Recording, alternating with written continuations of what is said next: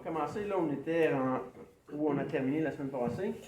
On était dans la section littérale et poésie. C'est la dernière portion qui nous restait à voir sur littéral et littéral figuré. Donc, ça commence un petit peu, je dirais, sec, là, parce que c'est un complément de ce qu'on a déjà vu. Juste mentionner que tout ce qui est poétique dans la Bible ne part jamais de rien. Il faut qu'il y ait encore un fondement littéral. Si par exemple on parlait du livre des Cantiques, qu'on ne faisait pas référence entre l'amour sensuel d'un homme et d'une femme, le livre n'aurait aucun sens. On pourrait voir aucun parallèle entre l'amour de Dieu et son peuple s'il n'y avait pas une notion littérale. Et la même chose si on lisait, disons, le Sermon sur la montagne et qu'on faisait une application poétique du texte, bien encore là, ça n'aurait aucun sens. On risquerait d'attendre notre pain très, très, très longtemps.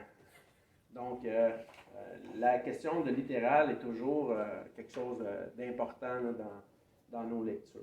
Donc, tout ce qui est figuré a toujours une base littérale. Et quand Jésus dit quand il s'appelle, quand il dit de lui-même qu'il est un berger, une porte, une lumière, c'est sûr qu'il n'est pas un berger physique, il n'a pas un troupeau d'animaux. Il fait référence vraiment entre sa relation avec le croyant et pour les autres, la porte et la lumière aussi, il met une application littérale de façon figurée. Donc, ça va pour ça dans cette portion-là? OK. Juste vous souvenez que dans la façon qu'on interprète les Écritures, souvent les mots les plus importants au niveau théologique dans toute la Bible sont des figures de style. On va les voir plus tard. Il y en a une soixantaine de figures de style. Il y en a qu'on applique pratiquement jamais dans le quotidien, mais il y en a qui sont vraiment courantes. Donc, on doit interpréter la Bible littéralement en premier et par la suite voir qu'est-ce qui s'applique au niveau des images. Donc, on arrive en fait, si on rend ça dans le courant là, de notre quotidien, on pourrait dire, mettons, que quelqu'un était rouge de colère ou vert de jalousie. Ça ne veut pas dire qu'il était nécessairement rouge, puis nécessairement vert non plus, mais c'est des figures, des images en fait qu'on applique dans le dialogue courant pour se faire comprendre, puis mettre des images. Donc ça va pour ça? OK. J'ai demandé tantôt à des frères et des sœurs de chercher dans leur Bible certains textes. On va aller voir le sens précis du mot monde. Je vous ai déjà mentionné dans un précédent cours que chaque mot doit être gardé dans son contexte. Si on fait une application générale du même mot en disant il dit toujours la même chose, eh bien, on fait dire à la Bible ce qu'elle ne dit pas. Donc, je vais demander à Marc, s'il vous plaît, je vais vous demander aussi de tourner dans votre Bible, d'aller voir Romains 1, 20. En effet, les perfections invisibles de Dieu, sa puissance éternelle et sa divinité, se voient comme à l'œil, depuis la création du monde, quand on les considère dans ses ouvrages.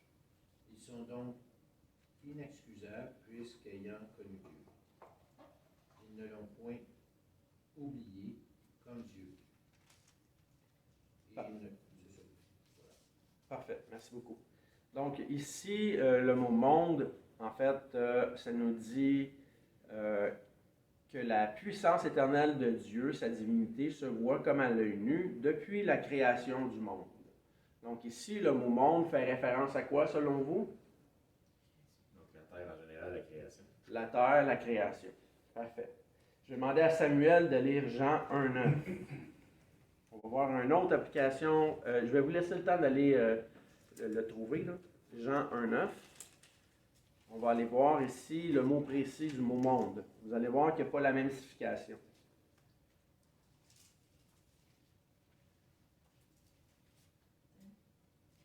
Jean 1,9. Cette lumière était la véritable lumière qui éclaire tout un homme venu dans le monde. Elle était dans le monde, et le monde était fait par elle, et le monde ne l'a point connue. Parfait, merci beaucoup. Donc ici, le mot monde fait référence à quoi selon vous? À l'ensemble des personnes qui occupent la Terre. Oui, c'est ça, à l'ensemble des personnes, à l'ensemble de la création. Le mot cosmos ici ne fait pas référence nécessairement au même passage qu'on a vu tantôt, là. C'est un petit peu plus précis. Donc, ça s'applique vraiment envers des gens. Jean 7,7 maintenant, je vais demander à Bélisard. 7, 7. Oui, Jean 7,7. Le monde ne peut voir moi et de guerre, parce que j'ai rendu lui le témoignage que ses œuvres sont mauvaises. Exact. Donc ici, le mot monde a encore une autre signification. C'est vraiment le monde contre Dieu. C'est pas le monde qui accepte Dieu, c'est le monde qui est contre Dieu. Donc on a 3 passages, 3 significations différentes du mot monde. On va aller voir un autre passage encore. Je demandais à Bessie de lire 1 Jean 2,15. Prenez le temps d'aller le trouver dans votre Bible, puis Bessie va le lire par la suite. 1 Jean 2,15. N'aimez point le monde, ni les choses qui sont dans le monde. Si quelqu'un aime le monde, l'amour du Père n'est point en lui. Parfait, merci beaucoup. Donc ici, le mot monde fait référence à un système charnel d'un monde qui est incrédule. Encore là, tantôt, on avait les gens contre Dieu. Ici, on a vraiment la question des valeurs. Le monde charnel contre Dieu. Donc, on a lu 4 passages. Il y en a d'autres là qui parlent du mot monde. On a lu 4 passages et les 4 nous donnent une signification différente du même mot. D'accord? Donc, toujours se référer préférablement, pour bien comprendre un mot, à l'historique de ce mot-là. Parce que, comme dans un cours, par exemple, on ne commence pas par le point de la fin du cours, on commence par le point du début. Donc, il faut voir ce que Dieu a dit précédemment de ce mot-là pour être capable de comprendre là où ça nous amène. D'accord? Donc, pour la question de littéral figuré, on termine ici, là, à cette section-là. Donc, si le mot monde a plusieurs significations, même les déterminants en avant des mots peuvent avoir aussi, disons, un aspect précis, là. Donc, toujours aller voir l'ensemble du contexte. Si vous voulez avoir plus de détails, des fois, là, sur la signification des mots, je vous ai mis une liste d'outils dans la page 33 qui peuvent être importants, là, disons, dans vos recherches. Les concordances bibliques, les lexiques, les dictionnaires grecs, l'archéologie, les dictionnaires bibliques, plusieurs versions de la Bible, dictionnaire hébreu, l'interlinéaire, qui est un texte en français et un texte dans une autre langue en dessous. Il y a plusieurs interlinéaires avec plusieurs langues. Les commentaires sur la Bible, toujours à regarder en dernier après avoir fait notre étude. La Bible Strong, qui est une Bible avec, disons, le mot monde qu'on vient de parler. La Bible Strong mettrait, disons, un chiffre en dessous du mot. On va dire le chiffre 1, par exemple. Donc, à chaque fois que le mot monde est mentionné dans la Bible, vous avez le même chiffre.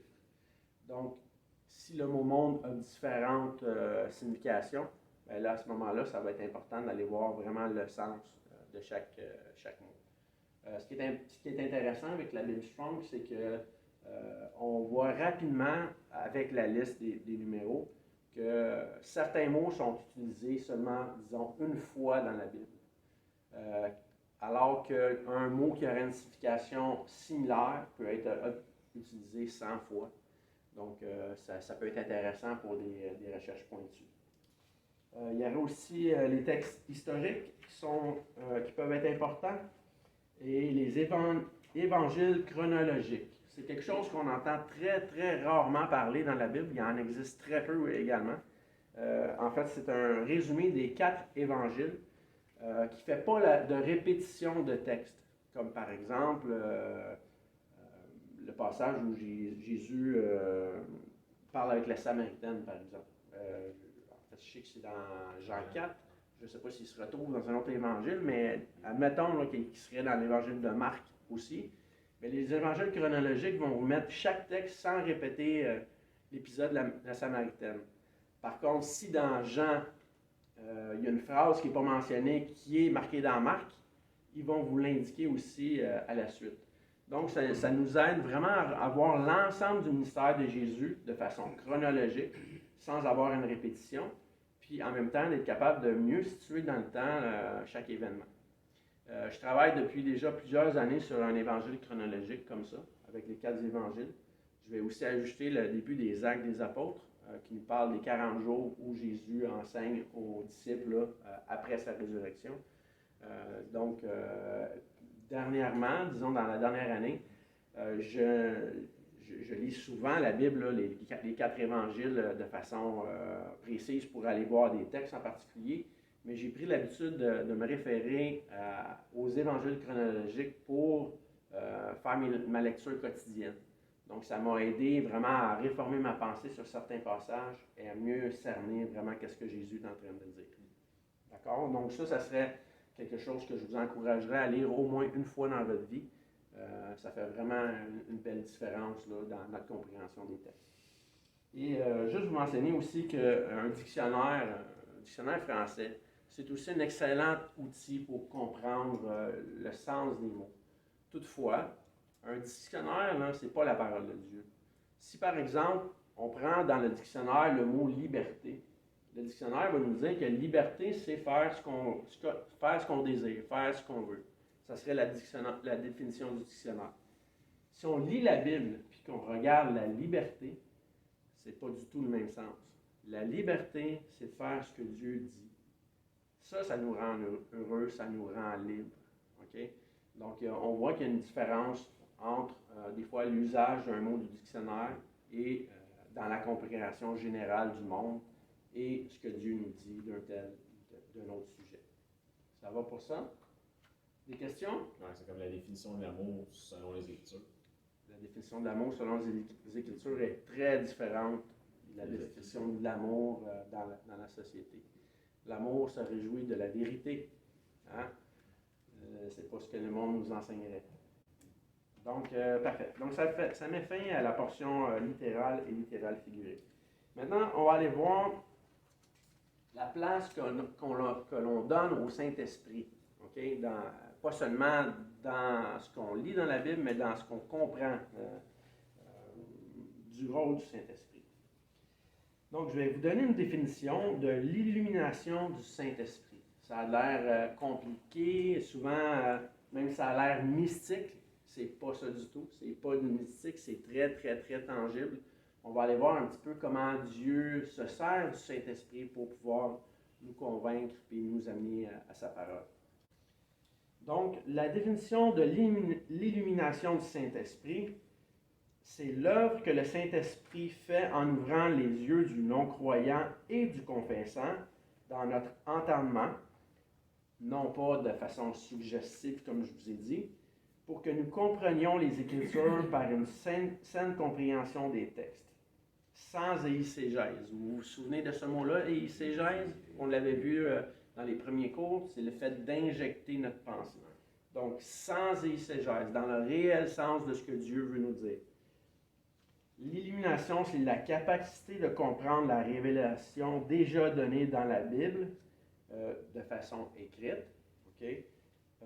Sans tordre le sens du texte et du contexte.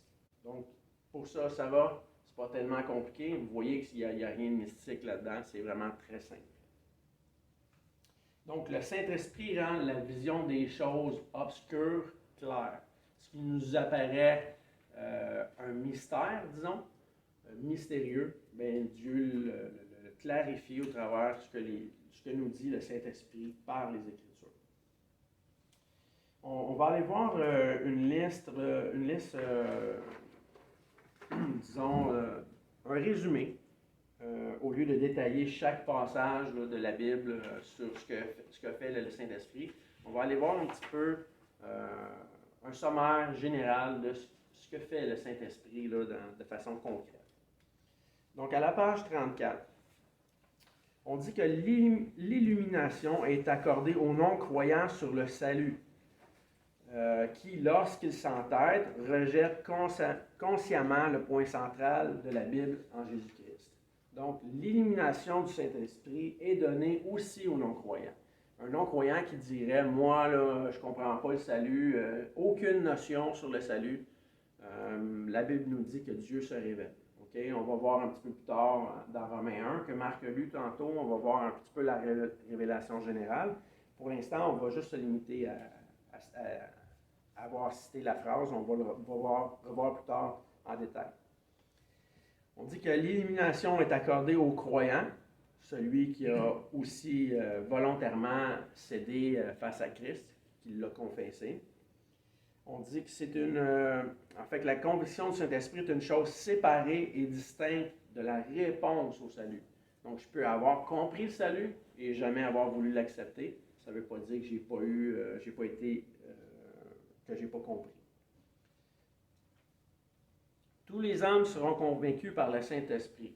Tous ne se repentent pas volontairement, même s'ils sont conscients de qui est Christ et même s'ils le nient. Donc, la révélation est pour tous.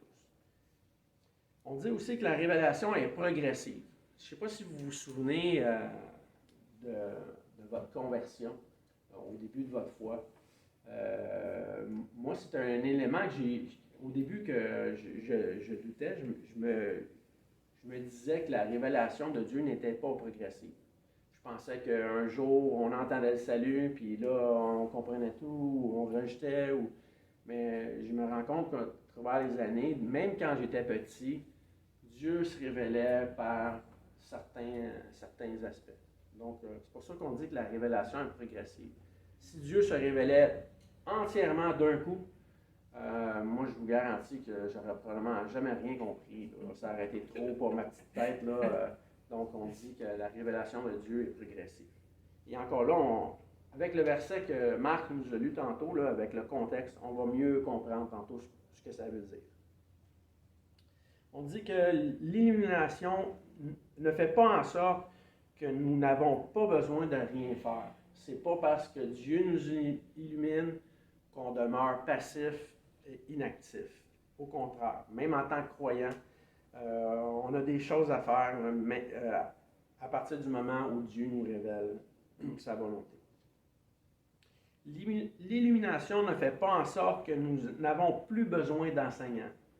Vous vous souvenez, la semaine passée, on a lu un texte dans Jean 16 qui disait que quand le Saint-Esprit viendra, il vous éclairera sur toutes choses. Le contexte ici s'adressait réellement aux apôtres. Donc, on ne peut pas faire une application comme ça en disant « Non, moi, je n'écouterai pas ton point de vue, là, je n'ai pas besoin d'enseignant, je n'ai pas besoin d'aller à l'église. Le Saint-Esprit, c'est le meilleur enseignant, puis c'est lui qui va tout me révéler. » La Bible dit que Dieu donne des enseignants pour le perfectionnement des saints. Amen. Puis il dit aussi qu'on doit se soumettre les uns aux autres. Donc, ne pas se servir du fait qu'on reçoit certaines révélations pour mépriser et négliger, disons, les autres bonnes choses que Dieu nous donne. L'illumination ne veut pas dire aussi que Dieu va nous révéler toutes choses. On doit quand même continuer de faire un effort pour étudier la biologie, la médecine, l'histoire. Jésus ne viendra pas vous donner la réponse à 2 plus 2. Il va vous donner la logique pour pouvoir analyser, comprendre. Il ne vous révélera pas toutes choses. Toutes choses dans le contexte faisaient référence au fait qu'on va comprendre la direction que Dieu veut nous donner. Okay? Et précisément dans le contexte encore aux apôtres. L'illumination, évidemment, n'enlève jamais le besoin d'étudier la parole de Dieu. Plus on étudie, plus on va se réformer, puis on va comprendre ce que Dieu dit aussi. Ça ne garantit pas non plus l'unité doctrinale. On a tous des présuppositions théologiques. Donc, c'est important encore d'aller voir qu'est-ce que nous disent réellement les textes. Dieu parle par sa parole. On dit aussi que l'illumination est souvent ignorée par manque d'études. On vient de parler de l'étude, que c'est important. Mais il y a beaucoup de choses qu'on ignore parce justement, on n'étudie pas. C'est sûr qu'on ne comprendra pas Dieu à 100% durant notre vie, là. Mais on est appelé à connaître de plus en plus. Jésus nous dit, en fait, les apôtres nous disent de marcher de progrès en progrès. Donc, si on méprise le fait de... soit qu'on méprise la connaissance ou l'étude ou la lecture, la méditation, la prière, bien, ça fait en sorte aussi qu'en bout de ligne, on limite ce que Dieu veut vraiment nous dire. Donc, l'étude, toujours important. Et on dit aussi que l'illumination, dans un sens général, n'est pas donnée à vous spécifiquement. C'est donné à l'Église, dans une collectivité. Quand ça dit « vous recevrez le Saint-Esprit », c'est sûr, c'est personnel, mais c'est le Saint-Esprit pour l'Église. Okay? Donc, quand des gens vous parlent presque qui sont des choyés, là, d'avoir une révélation du Saint-Esprit, c'est vrai qu'ils sont choyés, mais ce n'est pas une raison pour exclure les autres. Là. La révélation est donnée pour l'ensemble du corps, pas pour un individu en particulier. Puis, en fait, cette élimination-là devrait nous aider à porter des fruits. Galates 5, 22 nous parle des fruits de l'Esprit. Donc, c'est en relation à ça que l'illumination nous est donnée. Si on se dit illuminé et qu'on ne porte pas ces fruits-là, est-ce qu'on est réellement illuminé? En pratique, l'illumination nous porte à obéir et à honorer Dieu par nos actions, par nos pensées et nos actions. Et comme j'ai dit déjà en préambule, l'illumination n'est jamais du mysticisme. Okay? On en voit beaucoup trop dans l'Église aujourd'hui. Des gens qui cherchent des révélations qui ne viennent pas des Écritures. C'est un réel danger. Et c'est souvent le lot des nouveaux croyants, parce que quand on fait confiance aux gens qui nous entourent, parce qu'on manque de connaissances, on arrive dans une nouvelle culture, puis en faisant confiance, on prend pour acquis que ce qu'on nous dit est toujours vrai. Donc, la parole de Dieu doit être interprétée dans son contexte et les bons enseignants vont vraiment nous aider à grandir rapidement. Quelqu'un qui se convertit dans une bonne église va avoir de la parole solide. Celui qui se convertit dans une assemblée où on lui a enseigné le salut, mais où la vie est un petit peu croche, là, comme ce qu'on peut lire, disons, dans l'Épître aux Corinthiens, cette personne-là va prendre beaucoup plus de temps à maturer puis à pouvoir être utile pour l'ensemble du corps. D'accord? Donc, les solutions là, par rapport à l'illumination, je vous dirais, priez. Toujours demander à Dieu qu'il nous donne de comprendre le contexte des Écritures. Méditer les Écritures. Nous laisser juger par la parole. Ésaïe 66 nous dit « Celui qui craint ma parole », en fait, là, je ne vais pas... Il y a une bénédiction sur celui qui médite la parole. Okay? On ne va pas lire le contexte, mais ça prend vraiment une humilité de cœur pour se référer à ce que Dieu a dit. Donc, la mettre en pratique. Dans Jean 7, 17, Jésus dit « Si quelqu'un veut faire ma volonté », on peut voir la suite du passage là, à la maison, mais si vous voulez faire la volonté de Dieu, il va falloir poser une action. Ça ne se fait pas systématiquement et automatiquement. Demander et faire les efforts pour que Dieu change notre cœur. D'accord? Donc, ça résume un petit peu la pensée globale. On va voir 4 textes rapidement. Romains 8, 15. Je vais juste vous les lire, on ne va pas aller tourner nécessairement. Ça nous dit « Et vous n'avez pas reçu un esprit de servitude pour être encore dans la crainte, mais vous avez reçu un esprit d'adoption par lequel nous crions « Abba, Père ». Lui-même rend témoignage à notre esprit que nous sommes enfants de Dieu. Donc, le né nouveau est illuminé sur le salut est scellé de façon irrévocable. Okay? Le sceau que Dieu donne, ce n'est pas un sceau qu'il enlève, qu'il remet, c'est un sceau qui est permanent. On parle de vie éternelle, pas de vie temporaire. Okay? Notre conception du salut devrait aller avec ce passage-là. Éphésiens 1,13 nous dit aussi qu'en lui, vous aussi, après avoir entendu la parole de la vérité, l'évangile de votre salut, en lui vous avez cru et vous avez été scellés du Saint-Esprit qui avait été promis, lequel est un gage de notre héritage pour la rédemption de ceux que Dieu s'est acquis à la louange de sa gloire. Donc encore, scellés du Saint-Esprit ici pour avoir cru. Okay? Donc, c'est un gage de l'héritage. C'est en vue du moment où on va être complètement renouvelé dans un corps nouveau. Okay? Donc, c'est pas l'illumination là, qui nous est donnée sur le salut, sur laquelle on a acquiescé, et pas temporaire. C'est permanent. Quand on a cru, on est scellé du Saint-Esprit. 2 Corinthiens 4,6 dit en effet, le même Dieu qui un jour a dit que la lumière brille des ténèbres, a lui-même brillé dans nos cœurs pour y faire resplendir la connaissance de la gloire de Dieu qui rayonne du visage de Christ. Donc, c'est un début, la révélation nous pointe à Christ. Et dernier verset, Jean 14,15, qui dit « Si vous m'aimez, gardez mes commandements. Et moi, je prierai le Père et il vous donnera un consolateur afin qu'il demeure avec vous éternellement. L'Esprit de vérité que le monde ne peut recevoir parce qu'il ne voit point et ne le connaît point, mais vous le connaissez car il demeure avec vous et il sera en vous. » Donc ici, le passage nous parlait encore, s'adressait directement aux apôtres, mais c'est valable de façon générale. Le Saint-Esprit nous est donné là, quand on a confessé Jésus-Christ. Est-ce qu'il y a des questions par rapport à cette section-ci jusqu'à présent? On a dit beaucoup de choses sur l'illumination du Saint-Esprit. Là. C'est important que ce soit clair pour chacun. Pas de questions? Des commentaires? Il y a aussi la définition de l'illuminé selon la Bible et selon le dictionnaire, qui n'est pas très sympathique. Oui, c'est ça. Un illuminé dans un dictionnaire, c'est pas flatteur, disons. Ouais. Donc, c'est pas ça que nous parle la Bible. C'est un bon point. Je pense que je vais le mettre en note. Je vais le mettre dans mes notes, là, puis la prochaine fois, on va voir la définition. Donc, il y a deux types de révélations. On va revenir au texte que Marc nous a lu un petit peu plus tôt.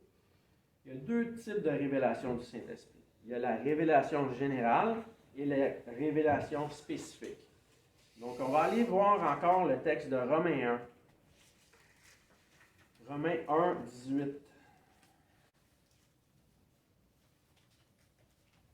Marc, est-ce que tu vas vouloir nous lire, vu que tu es rendu expert avec ce texte-là? Là?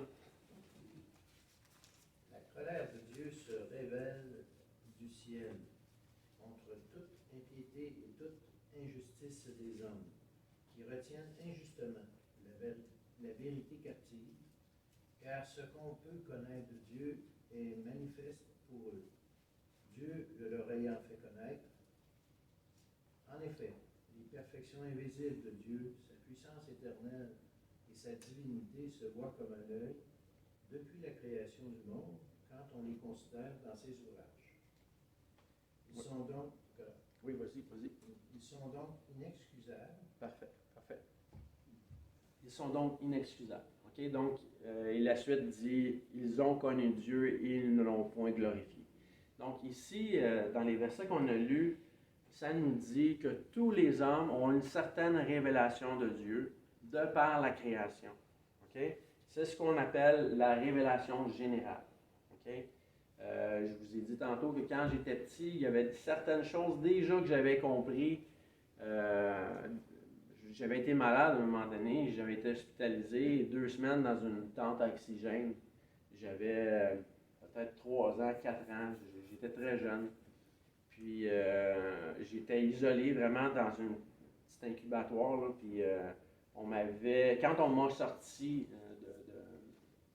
de l'incubatoire, disons, Et on m'a amené pour déjeuner sur un balcon à l'extérieur, un petit bol de céréales. Et je me souviens d'avoir vu le soleil qui était merveilleux. Dans ma tête, je n'étais pas capable de donner les mots exacts, mais je me disais, c'est incroyable. Il y a quelque chose de plus grand, là. Il y a un Dieu. Je ne le disais pas en ces mots-là, mais mon sentiment était qu'il y avait quelque chose qui dépassait, et même le soleil, même la création. Donc, le Romain 1 nous dit ici que dans la révélation générale, tous les hommes savent qu'il y a un Dieu. Okay? Un passage dans l'Ancien Testament nous dit que même notre conscience rend témoignage qu'on sait qu'il y a un Dieu éternel. Okay? Je n'ai pas le passage exact en tête, là, mais donc il y a une révélation générale qui est donnée à tous les hommes. Okay? Maintenant, on va aller voir la révélation spécifique. On va aller lire Hébreux 1 et 2. Donc, voici ce que dit le texte. Après autrefois, à plusieurs reprises et de plusieurs manières, parler à nos pères les prophètes, donc à plusieurs reprises et de plusieurs manières, Dieu avait déjà parlé. Verset 2. Dieu, dans ces derniers temps, nous a parlé par le Fils. Il l'a établi héritier de toutes choses. Par lui, il a aussi créé l'univers. Okay? Donc, la révélation spécifique nous parle de Jésus-Christ. Okay? Pas seulement d'une création, elle nous ramène à Jésus-Christ. Éric, je vais te demander de lire Éphésiens 2:20.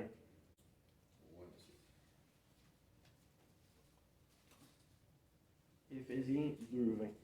Éphésiens 2:20. Ça dit là, vous avez été édifiés sur le fondement des apôtres et des prophètes, Jésus-Christ lui-même étant la pierre angulaire. Merci beaucoup. Donc, c'est l'Église ici qui est fondée sur le fondement des apôtres, des prophètes de l'Ancien Testament, qui nous pointent à Jésus-Christ. Okay? Donc, l'Évangile, la bonne nouvelle et la révélation spécifique de Dieu. Okay? La révélation générale, c'est la création. La révélation spécifique, c'est tout ce qui pointe à Jésus-Christ. Okay? Principalement pour notre salut. C'est la base. Par la suite, tout découle d'une saine compréhension et acceptation du salut. Donc, tous les gens qui vous disent aujourd'hui, Dieu m'a dit, je vous dirais, s'il vous plaît, mettez ça de côté, là. Prenez un grain de sel. Okay? Les gens vont... Il n'y a pas de difficulté à dire Dieu m'a dit si on se réfère à ce que le texte dit. Okay? Maintenant, je vous dirais que Christ est la lumière du monde. Dieu m'a dit que Christ est la lumière du monde parce que le texte dit que Dieu est la lumière du monde. Il n'y a pas de problème à dire ça. Même si vous priez et que vous pensez à quelque chose, là, moi je ne dirais jamais Dieu m'a dit là, à partir d'une prière, mais ce qui nous vient dans nos pensées, c'est souvent ce que nous disent simplement les Écritures. On ne va pas aller au-delà des Écritures pour chercher des nouvelles révélations. Ceux qui disent, là, mettons, moi, là, dans mon rêve, là, j'ai vu un cheval descendre du ciel, un cheval multicolore. Ensuite, il venait sur le Canada, puis là, il a parlé à l'Église. Écoutez, là, ça n'a plus de sens, là. Revenons à ce que nous disent les Écritures. Si ça ajoute aux Écritures, n'ajoutons pas foi à ce que ces gens-là nous disent. La Bible définit clairement qu'est-ce qu'il y a un prophète et un faux prophète. Le prophète, aujourd'hui, comme on avait déjà mentionné, comme on avait discuté avec Bélisaire, fait juste nous relater ce que Dieu a déjà dit. Okay? On cite les Écritures. Le prophète dans l'Ancien Testament, lui, apportait une révélation nouvelle que Dieu donnait. La révélation, elle est complète. On n'a pas ajouté des pages à la Bible. OK? Donc, est-ce qu'une personne peut rêver à ça pour une fois? Moi, je pense que la question, pour ceux qui sont sur la vidéo, c'est est-ce que des gens peuvent rêver à ça? Le subconscient est quelque chose qu'on ne contrôle pas. Vous pourriez avoir des rêves très charnels qui, en fait, ne révèlent rien. Là. Ça fait juste, même que vous rejetez, c'est dans votre subconscient, puis on n'a aucun contrôle là-dessus. Donc, faisons attention à ce que nous pensons être dans nos rêves des révélations de Dieu. On a déjà les Écritures. Pourquoi ajouter foi à ce qu'on aurait dans nos rêves? La Bible nous dit précisément ce que Dieu veut qu'on croie. Et faisons aussi attention à ce qu'on mange avant de dormir. Parce que ça aussi, ça peut influencer nos rêves. Okay? Donc, faisons attention là, à toutes ces histoires-là de révélation. Restons dans ce que Dieu nous a déjà consigné par écrit. Oui, frère? Ben, c'est un peu comme si tu rêves avec quelque chose, puis au réveil, si tu as l'impression que c'est un message qui vient du Seigneur, mais qui ne s'accorde pas avec les Écritures, pose-toi pas trop de questions. Exactement. Si on rêve à quelque chose qui est au-delà des Écritures, c'est ça? Exactement, Qui contredit les Écritures. Qui contredirait les Écritures. Donc, ne Dieu croyons me dit pas que à dans ça. mon rêve, mais les Écritures disent autre chose. Ouais, mais dans mon rêve, tu me dis. Et admettons là, qu'on rêvait à quelque chose qui est 100% biblique. OK? Qu'est-ce qu'on va croire? Notre rêve? Ce que nous dit la Bible. Hein? Donc, toujours revenir à ce que la Bible nous dit. Si on revient à ce que la Bible nous dit, on ne se trompera jamais. C'est impossible. OK?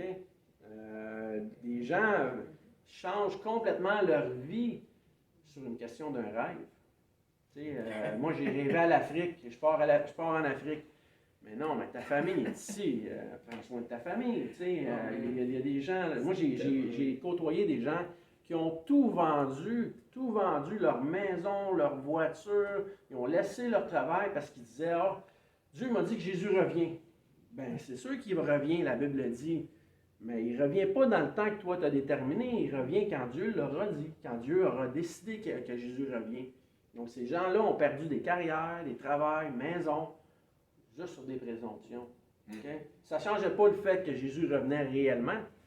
Mais la mission était Matthieu 28, être un disciple, faire des disciples, transmettre à des hommes fidèles ce que Dieu a déjà enseigné. OK? Sœur? Là où ça devient ambigu de Dieu m'a dit, je trouve, pour l'avoir expérimenté, c'est quand il y a des choses flagrantes, c'est facile d'aller vérifier dans les Écritures. Mais quand c'est, exemple, Dieu m'a mis dans mon cœur de te parler de telle chose, exemple,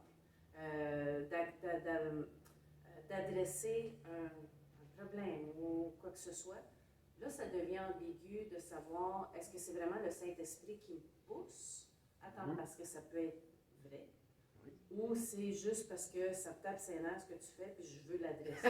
Donc, je mets Dieu derrière ça. Oui, c'est vrai. On peut se servir de Dieu comme prétexte pour pour dire n'importe quoi. Mais je peux me permettre? Oui. Ah, parfait.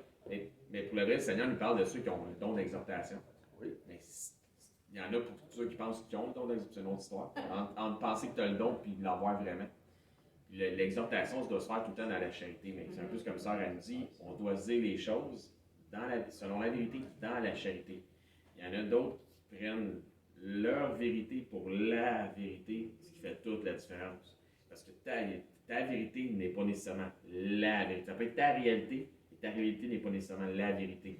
Il y a une méchante différence. Encore une fois, tu veux faire quelque chose, tu veux dire quelque chose, tu es impressionné par quelque chose, tu veux t'adresser à ton frère sur un sujet en particulier. Es-tu capable de le faire dans la charité? Si tu n'es pas capable de faire là. Ouais, si tu es capable de le faire selon la vérité, qui est la parole de Dieu, et non pas ta vérité à toi. Exactement. Sinon, c'est ta propre justice qui parle. Puis, tu sais, je vous ai dit tantôt que souvent, quand on se convertit dans les églises, disons, moins bien affermies dans la parole de Dieu, qui ont la tendance d'ajouter régulièrement, bien, on développe ce système de pensée-là aussi. Moi, je me souviens d'un frère très fervent, très fervent. Je l'avais en admiration pour cette chose-là. Lui, il était allé voir peut-être 4 ou 5 filles dans l'église pour leur dire « Dieu m'a dit que tu serais ma femme ». C'est sûr qu'il n'est pas allé tous les voir en même temps, mais imaginez-vous comment les personnes se sentent, là. C'est comme par dépit, là, mais OK, Dieu le dit. C'est pas comme ça que ça fonctionne. La Bible nous dit, entre autres, que dans 1 Corinthiens, que la femme est libre de marier qui elle veut, en autant que ce soit dans le Seigneur. Donc, mariez qui vous voulez.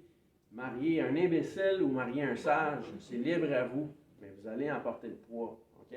Donc, toujours revenir à ce que les textes nous disent. Oui, frère?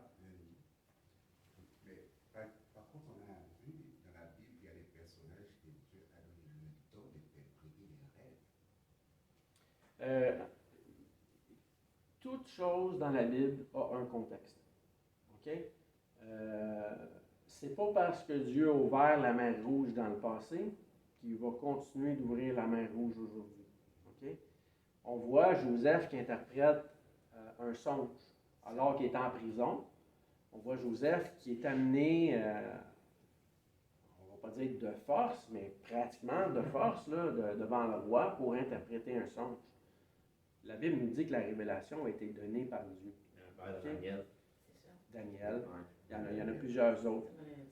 Donc, Dieu fait des choses précises, dans des temps précis, selon sa volonté. OK? Si, par exemple, on va donner un exemple, dans Marc 16, ça nous dit, le texte nous dit, vous chasserez des démons, vous marcherez sur des serpents, des scorpions.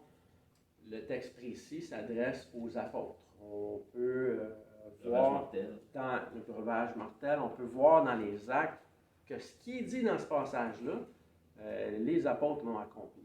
Si je prends le passage et que je le mets directement à ma vie, moi c'est ce que je dis souvent aux gens qui défendent ce passage-là pour en faire une application directe, c'est s'il vous plaît, allez à l'hôpital, okay, pas pour vous-même, là, mais rendez-vous à l'hôpital, prenez en vidéo là, et montrez-moi tous les malades qui sortent de l'hôpital.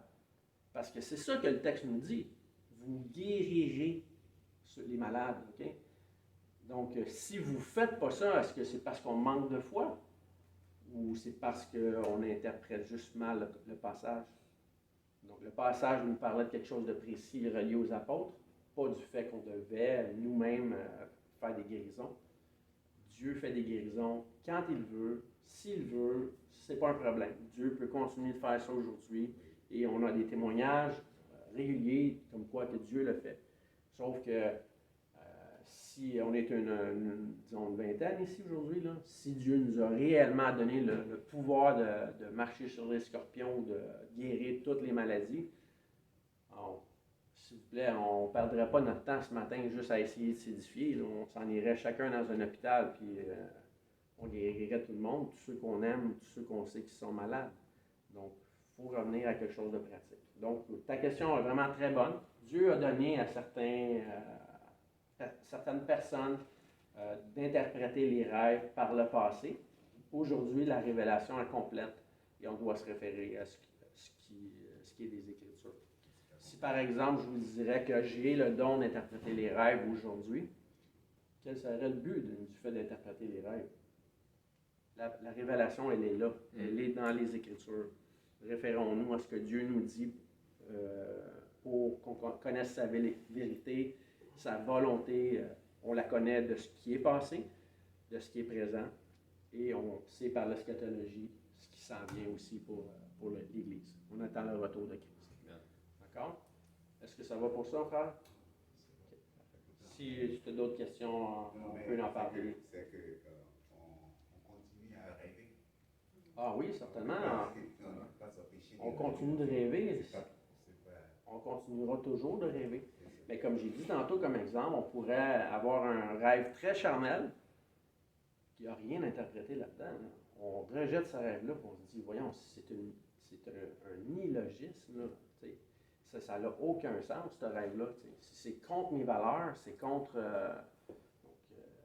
je vous donne un autre exemple. OK? Puis ça me touche beaucoup. Parce que on voit des gens, des fois, qui sont rendus vieux. Ils ont eu un excellent témoignage par rapport à nous toute notre vie. Puis là, on voit leur santé tomber en déclin. Les gens sont rendus maladie de l'Alzheimer, la démence, Parkinson ou quoi que ce soit. Ces gens-là sont vraiment fortement diminués. OK?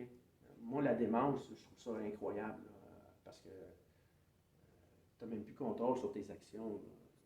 Un homme pourrait poser des actions complètement illogiques qui n'ont vraiment pas été dans ses valeurs toute sa vie. Et là, tout d'un coup, il a complètement perdu le contrôle de sa personne.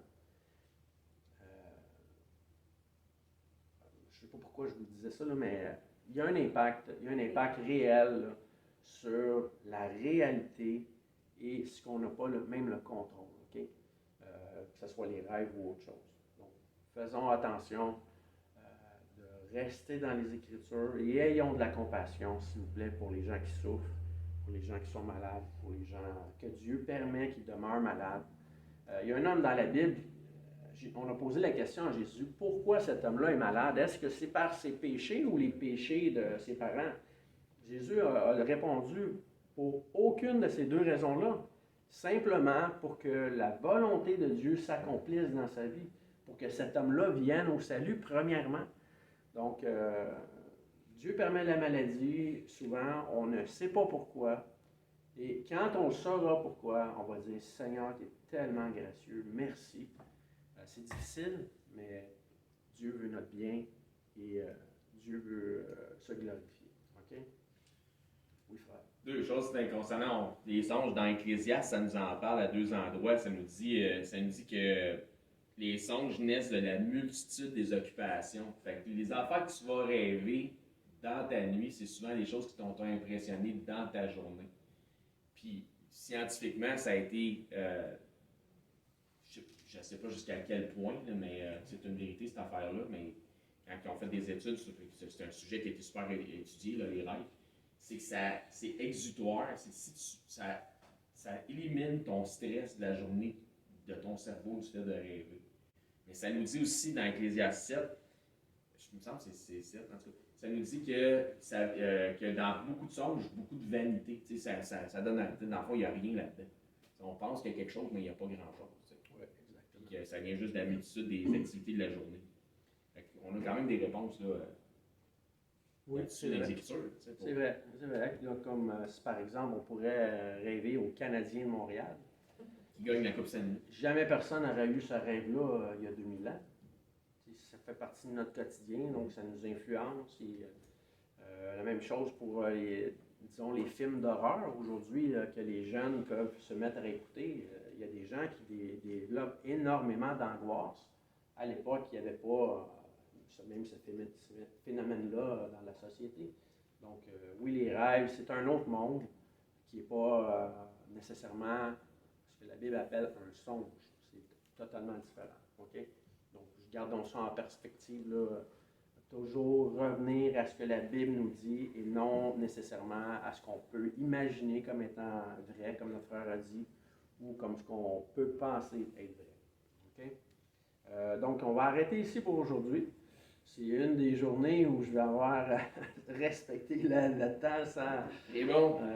Et la semaine prochaine, on va continuer avec... en fait, on va voir l'immuabilité des Écritures. Okay? On va voir les contextes précis. Qui, quand, quoi, comment, à quel endroit, à quelle époque, pour qui, à qui. Et on va commencer avec un exercice vraiment très, très, très pratique. Quand vous allez avoir compris cet exercice-là sur Jérémie 33.3, vous allez majoritairement être capable de lire votre Bible en entier, toujours en vous rappelant du contexte. OK? Donc, on va terminer en prière. Michael, je vais te demander si tu veux prier. Merci à toi, Seigneur. Nous te rendons grâce pour, encore une fois, cette première partie de matinée très enrichissante. Et nous te demandons, Seigneur, de bien vouloir mettre ta main protectrice sur tous les membres de cette Église, que nous puissions être toujours dans ta lumière et dans ta vérité, que nos révélations dans nos rêves ne soient pas un chemin ou une embûche pour nous. Et je fais toutes ces prières au nom de ton divin Fils, Jésus-Christ. Amen. Amen.